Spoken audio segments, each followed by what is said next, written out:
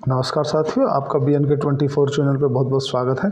साथियों, अमेरिका में rate cut कर दिया है। जो फेडरल बैंक, वहाँ का फेडरल बैंक है, उसने 50 बेसिस पॉइंट का रेट कट की घोषणा कर दी है। अभी मैं देर रात वीडियो बना रहा हूँ, तो उस समय पर अभी मैं न्यूज़ देख रहा था, तो उन्होंने घोषणा कर चुके हैं 50 बेसिस पॉइंट की रेट कट, जो 2019 में आया था। अब वो 4 साल बाद रेट कट होने जा रहा है। USA में 50 बेसिस पॉइंट का रेट कट होने के बाद अभी जो वर्तमान में वहाँ पर रेट कट होने से पहले जो उनकी ब्याज दरें हैं, वो 5.25 से 5.75, मतलब 55 के आसपास थी, जो अब घट के 4.75 से 5.25 रह जाएंगी।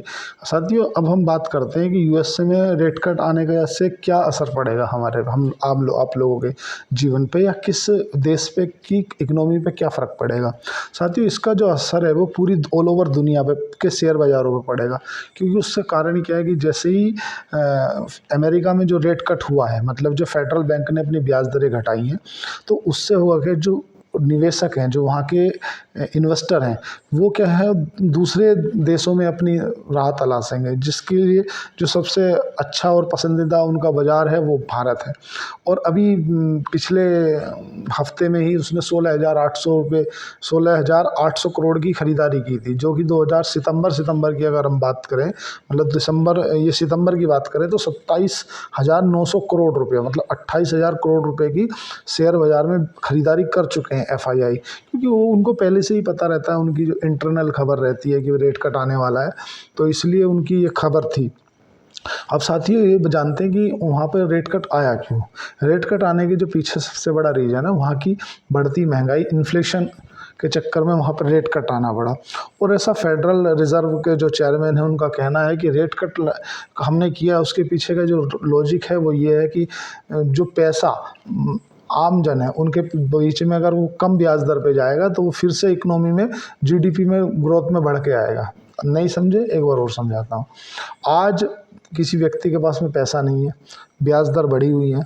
अब अगर वो क्या करता है, बैंक बोल देता है हम आपको अब जो होम लोन देंगे वो कम दर पे देंगे, आपको जो पर्सनल लोन देंगे वो 18% की जगह 12% पे देंगे। कार लोन जो हम 12% पे दे रहे थे, अब वो 6% पे देंगे। आपको जो जिस तरह का भी लोन चाहिए, अब हम उसको कम इंटरेस्ट पे देंगे। क्योंकि इन सबको जो कंट्रोल करता है, जैसे हमारे यहाँ RBI करते हैं, मैं अभी आऊँगा उस मुद्दे पे, ऐसे ही ऑल US का फेडरल बैंक है। अपने यहाँ RBI है, उनके यहाँ फेडरल बैंक है। तो उसने अपनी रेपो रेट घटा दिया। आप रेट कट ऐसा समझो कि उन्होंने अपनी रेपो रेट घटा दी। अब रेपो रेट घटने से क्या होगा कि लोगों को जो कर्ज है वो सस्ते दरों पे मिलेगा। सस्ते दरों पे कर्ज मिलने से क्या होगा कि जो देश की इकोनॉमी है उसमें फिर से जो पहिया रुका हुआ है, जो महंगाई बढ़ी है, जो इन्फ्लेशन का जो आंकड़ा है उनका 2.2 तक पहुंच गया, वो उसमें कहीं ना कहीं कंट्रोल होगा। और इसका जो फर्क पड़ेगा वो क्या पड़ेगा, पूरे के पूरे देश के और शेयर बाजारों में पड़ेगा। और सब में जो सबसे प्राथमिक और प्रथम जो शेयर बाजार है, जो FII की सबसे पसंदीदा जगह मानी जाती है, वो है भारतीय शेयर बाजार। भारतीय शेयर बाजार में जो FII हैं, फॉरेन इंस्टीट्यूशनल इन्वेस्टर, उन्होंने पिछले हफ्ते 17,000 करोड़ रुपए की खरीदारी की थी। और लगभग इस महीने में, सितंबर माह में, आज 18 दिन हो गए, अभी तक वो 28,000 करोड़ रुपए की खरीदारी कर चुके हैं। एक थोड़ा सा नेगेटिव फर्क पड़ेगा साथियों, कि जैसे ही रेट कट हुआ है तो इससे क्या, गोल्ड की कीमतें बढ़ जाएंगी उससे। क्योंकि गोल्ड जो है ना, गोल्ड को एक सुरक्षित निवेश माना जाता है, और जो इन्वेस्टर होते हैं वो कहीं ना कहीं गोल्ड का रुख करते हैं। गोल्ड का रुख करने से क्या होगा कि उसका जो गोल्ड में डिमांड बढ़ जाएगी, तो उससे क्या, रेट बढ़ जाएंगे उसके। अगर देखा जाए, इससे शेयर बाजार के कहीं ना कहीं कंट्रैक्शन क्या है कि जब भी 9 में से 7 बार शेयर बाजार तेजी की ओर रहा है। अब इससे आम आदमी के फ़र्क क्या पड़ेगा, सबसे पहले ये समझे। आम आदमी की जेब पे क्या फ़र्क पड़ेगा। जैसे अमेरिका में रेट कट आया है, मतलब अमेरिका के जो फेडरल बैंक है उन्होंने अपनी ब्याज दरों में कटौती की है, तो उससे भारत के जो RBI है, उनके ऊपर भी एक प्रेशर रहेगा कि वो अपनी रेपो रेट काटें। भारत की जो अभी वर्तमान में रेपो रेट है वो 6.5% है।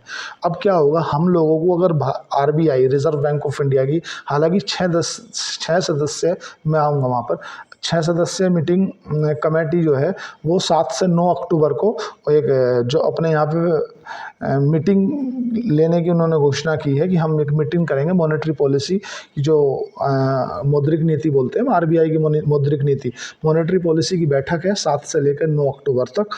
अब उसमें हो सकता है वो रेट कट को लेकर कुछ चर्चा कर सके।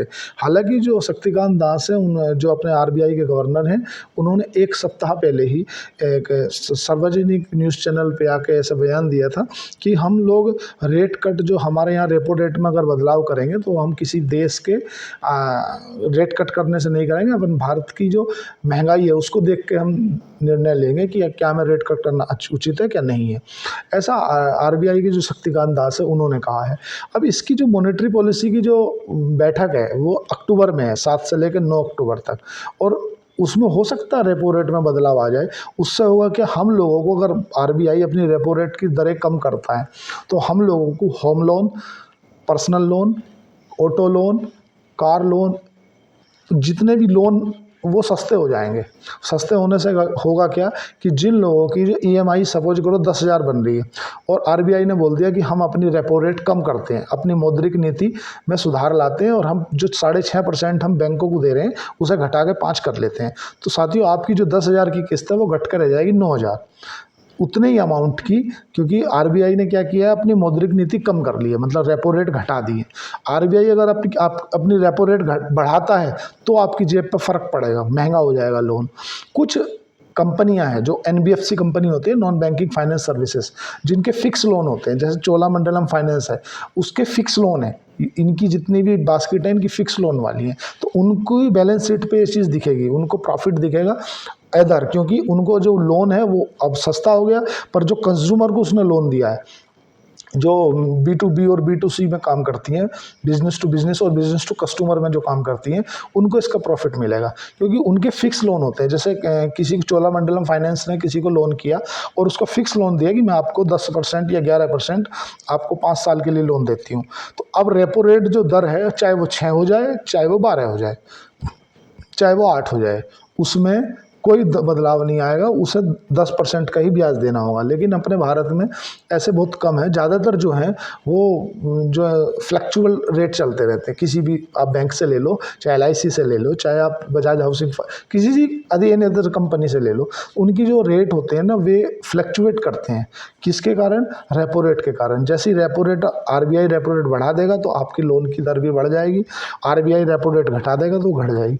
उससे एक जो सबसे बढ़िया चीज़ होने वाली है भारत में, भारत की और यूएस की, हम दोनों की जानते हैं, जो यूएस की इकोनॉमी में से जैसे ही डॉलर का आउटफ्लो होगा, मतलब वहाँ से आउटफ्लो होगा, तो डॉलर की क्या है कि वहाँ पे कीमत कमज़ोर होगी, डॉलर कमज़ोर होगा, और भारत में डॉलर की डिमांड, सप्लाई बढ़ने से, भारत में अगर एफआईआई आएंगे तो जाहिर सी बात है वो तो डॉलर के माध्यम से आते हैं, और उससे अगर भारत में डॉलर की सप्लाई बढ़ती है, जो भारतीय रुपया जो है, जो आज लगभग 84 के आसपास चल रहा है, वो भी मजबूत हो सकता है।